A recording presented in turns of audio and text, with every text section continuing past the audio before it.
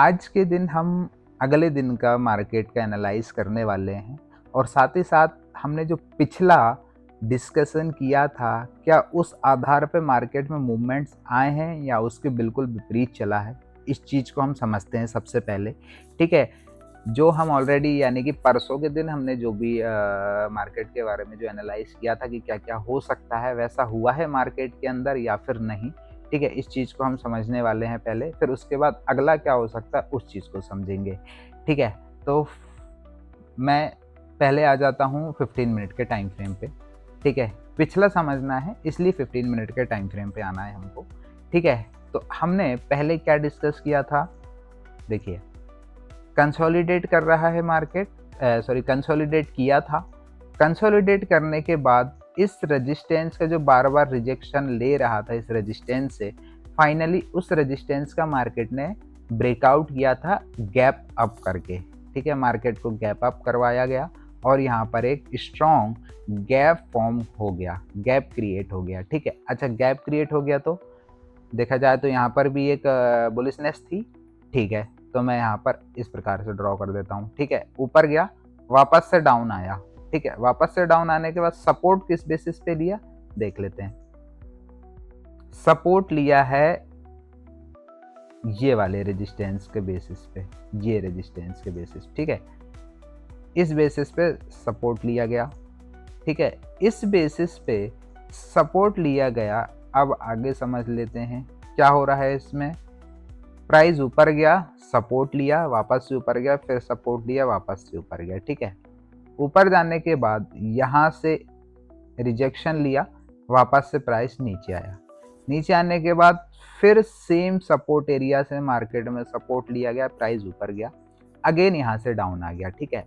तो ये जो स्ट्रक्चर है, अगर आप स्ट्रक्चर को ध्यान से देखेंगे, तो यहाँ पर एक चार्ट पैटर्न का फॉर्मेशन हो रहा है, जिसको हम बोलते हैं head and shoulder chart pattern, ठीक है? ये एक head and shoulder chart pattern है और ये रही नेक लाइन।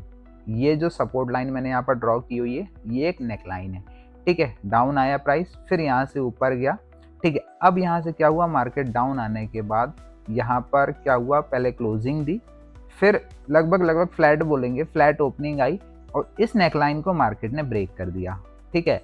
यानी कि इस हेड एंड शोल्डर के नेकलाइन को मार्केट ने ब्रेक किया, हल्का सा पुल बैक दिया, पुल बैक के बाद कंटिन्यू किया अपने सेलिंग को, ठीक है? ये जो शार्प सेलिंग आ रही है, ये जो न्यूज़ आ रही हैं, उस न्यूज़ बेसिस पे मार्केट में एक नेगेटिविटी बनी हुई है, यानी कि अनसर्टेनिटी मार्केट में बनी हुई है, जिसकी वजह से सेलिंग प्रेशर बहुत ज़्यादा मार्केट पे है अभी हाल फिलहाल में, ठीक है?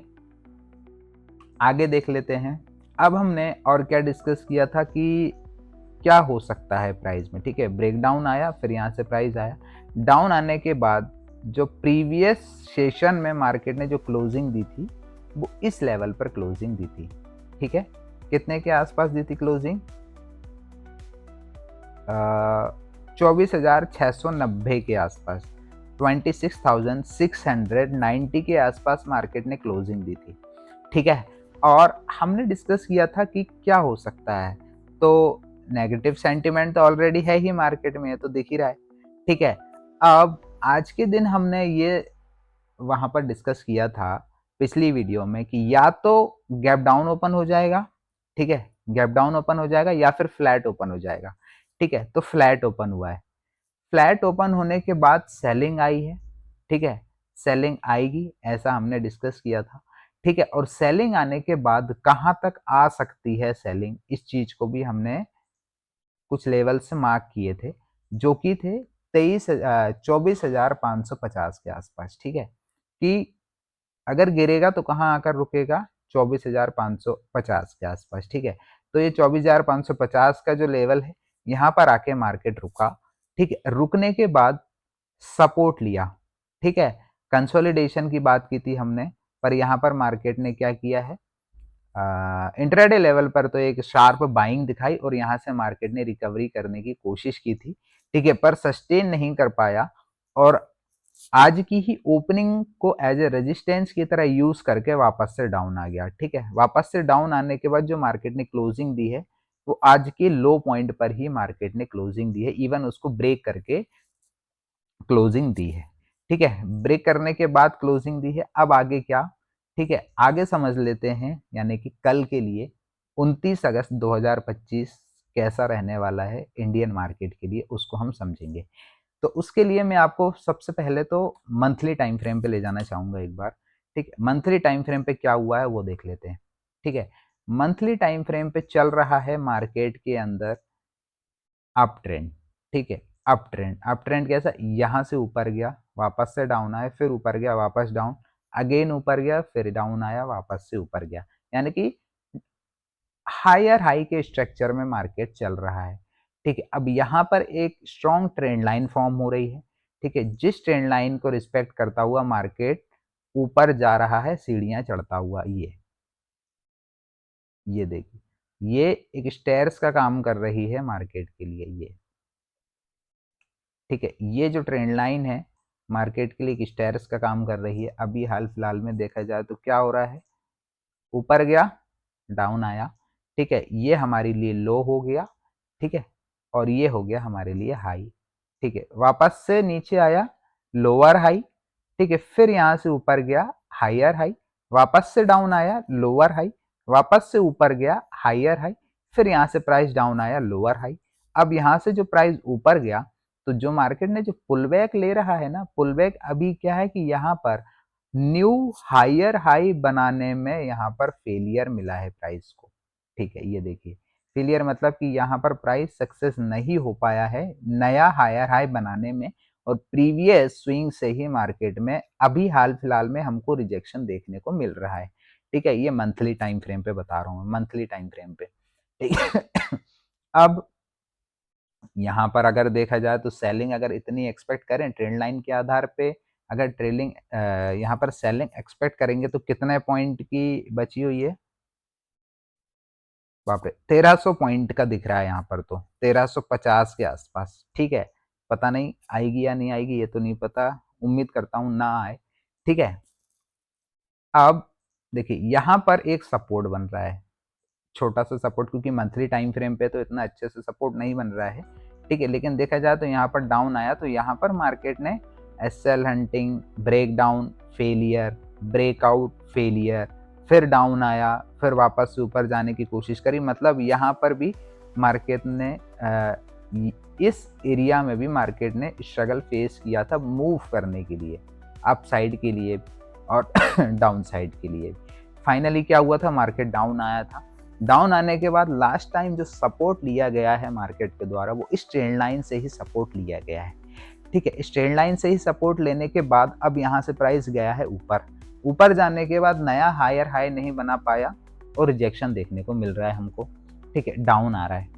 अब देखा जाए तो सपोर्ट जो है वो ये है, यानी कि इस सपोर्ट को market as a bounce back की तरह यूज कर सकता है कि यहाँ से मार्केट बाउंस बैक ले सकता है अपसाइड के लिए। ठीक है, अगर फिर भी देखा जाए तो यहाँ भी एक बाउंस बैक अगर आएगा तो यहाँ तक को भी अगर प्राइस आना होगा तो कितने पॉइंट की ट्रेलिंग चाहिए प्राइस को? अभी भी 350 के आसपास। ठीक है, 300 पॉइंट की तो मिनिमम यहाँ पर चाहिए ही रहेगी। ठीक है, 250, 250, 300 पॉइंट की मिनिमम सेलिंग यहाँ पर मार्केट को डाउन आना पड़ेगा, तब जाके मार्केट बाउंस बैक ले पाएगा, अगर इस सपोर्ट तक आने की कोशिश करेगा तो। ठीक है, बाकी मेन सपोर्ट तो स्टैंड लाइन पे ही है मंथली बेसिस पे। ठीक है, इतना है मंथली बेसिस पे।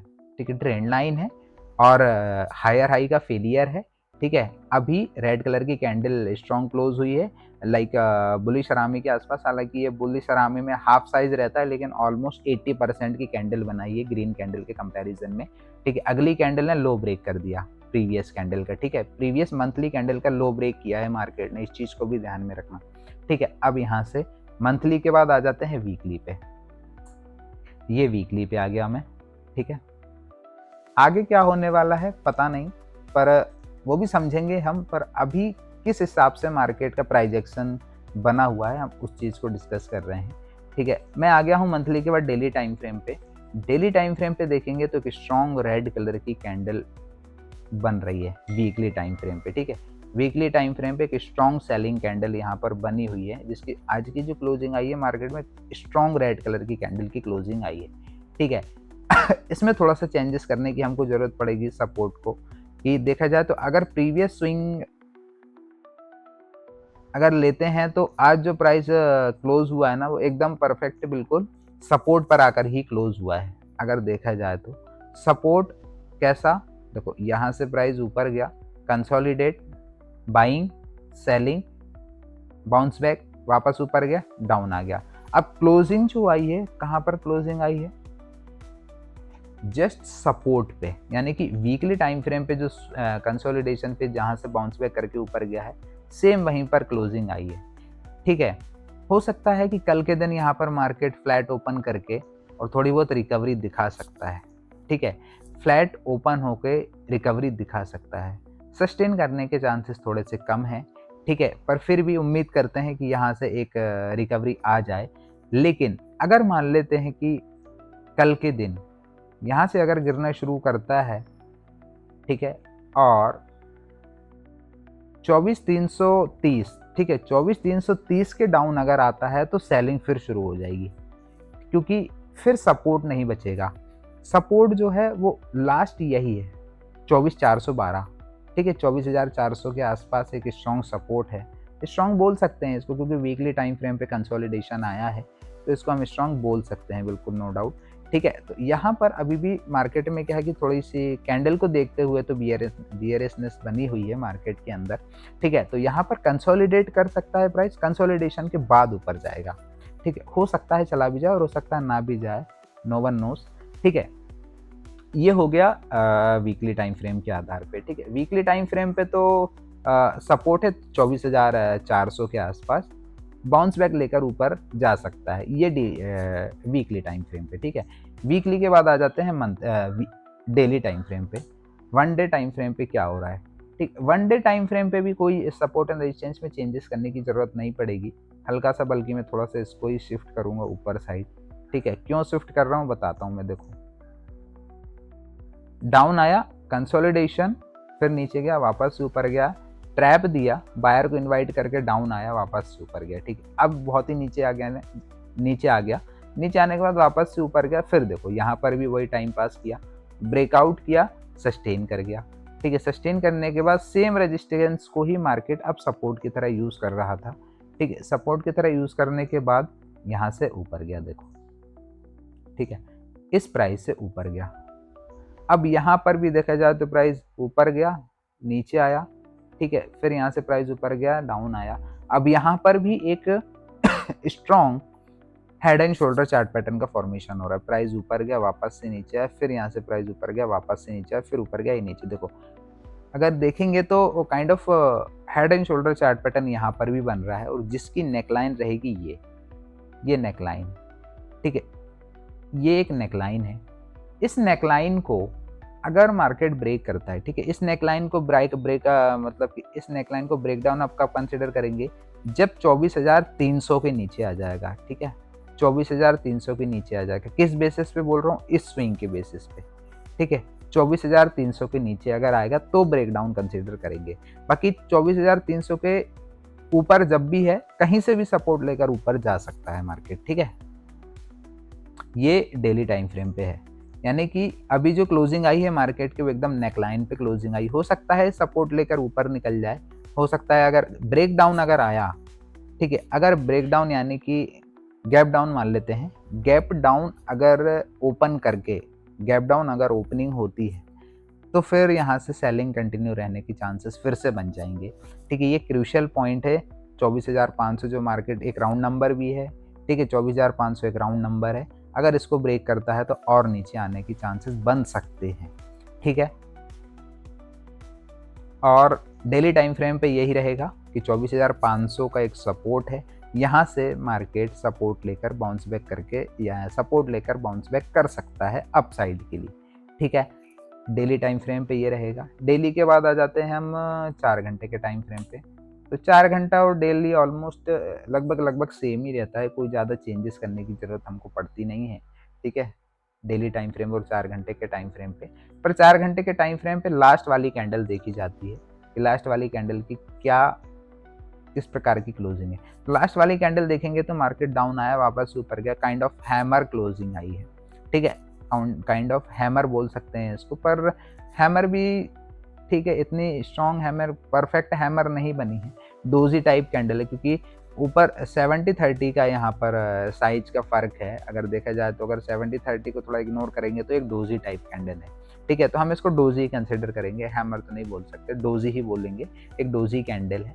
हो सकता है कि इस डोजी का लो ब्रेक करे, मार्केट और डाउन आ जाए, ठीक है, ऐसा भी हो सकता है, ठीक है। ये है 4 घंटे के टाइम फ्रेम पे, ठीक है। 4 घंटे के टाइम फ्रेम पे आ जाते हैं 15 मिनट के टाइम फ्रेम पे, ठीक है। 15 मिनट के टाइम फ्रेम पे क्या है, फाइनली यहाँ पर क्या होने वाला है, देखिए अगला जो सपोर्ट है मार्केट के लिए वो ये है, ये सपोर्ट है। अगर गिरेगा तो कहाँ आके रुकेगा, यहाँ पर, ठीक है। अगर गिरेगा तो कहाँ पर रुकेगा, नंबर है 23,000, यानी कि सेलिंग अगर आना शुरू होती है तो कितने पॉइंट नीचे सपोर्ट है स्ट्रॉन्ग, 400 पॉइंट के आसपास, यानी कि 23,900, ठीक है, 23,900 एक स्ट्रॉन्ग सपोर्ट है। इसके ऊपर भी 24,000 राउंड नंबर है, तो हो सकता है 24,000 पे भी मार्केट थोड़े दिन टाइम स्पेंड करे, या हो सकता है 24,000 से भी प्राइस जो है सपोर्ट लेकर ऊपर जा सकता है, क्योंकि राउंड नंबर एक साइकोलॉजिकल सपोर्ट एंड रेजिस्टेंस होते हैं ये राउंड नंबर, जैसे कि 23,500, 24,000, इनको इग्नोर नहीं करना चाहिए कभी भी, इनको हमेशा रडार में लेके चलना चाहिए कि यहाँ पर मार्केट जो है बाउंस बैक करके या फिर बायर या सेलर को इन्वाइट करके अपोजिट डायरेक्शन में मार्केट मूव कर सकता है, ठीक है। तो गिरना शुरू करेगा तो 24,500 से अगर गिरना शुरू करेगा तो 24,000 आ जाएगा, ठीक है, यानी कि यहाँ पर अभी सेलिंग अगर आएगी तो हो सकता है 500 पॉइंट की ओर आ सकती है, ऐसा यहाँ पर दिख रहा है, ठीक है। अब अगर यहाँ से सपोर्ट लेता है तो सपोर्ट लेने के बाद वापस से ऊपर आ जाएगा, और अगर यहाँ से बाइंग आई तो फिर से मार्केट अपने रिकवरी कंडीशन में चला जाएगा, और यहाँ से फिर से हो सकता है मार्केट को यहाँ पर जो नया हायर हाई मंथली बेसिस पे जो नया हायर हाई बनाने में फेलियर मिला है, हो सकता है कि यहाँ से डबल बॉटम, ये देखो डबल बॉटम किस बेसिस पे बोल रहा हूँ मैं, डाउन आया, ऊपर गया, वापस से नीचे आके फिर यहाँ से डबल बॉटम बना के ऊपर जा सकता है, ठीक है। तो फाइनली क्या चीज़ निकल के आ रही है कि 24,500 एक स्ट्रॉन्ग सपोर्ट है।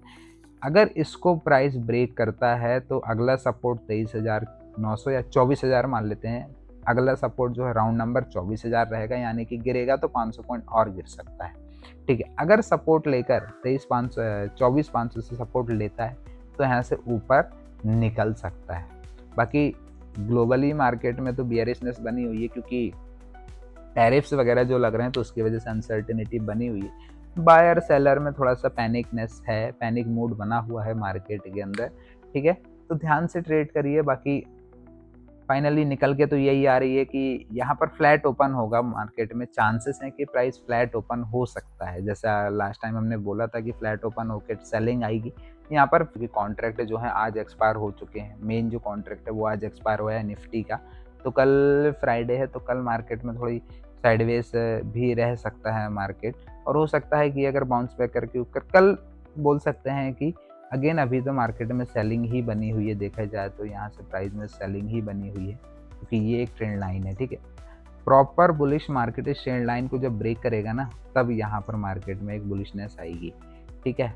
इस ट्रेंड लाइन के ऊपर ही मार्केट में अच्छी नई बाइंग हमको देखने को मिलेगी। हो सकता है कि इसके अंदर मार्केट जो है इस रेंज में स्टक रहे कुछ समय, और यहीं पर ही मार्केट कुछ समय बिताए, ऐसा भी हो सकता है मार्केट के अंदर, ठीक है। बाकी देखते हैं, 29 अगस्त कल फ्राइडे है, कल साइडवेज रहने के चांसेस ज़्यादा रहेंगे मार्केट के, ठीक है। बाकी मिलते हैं कल, ओके, थैंक यू।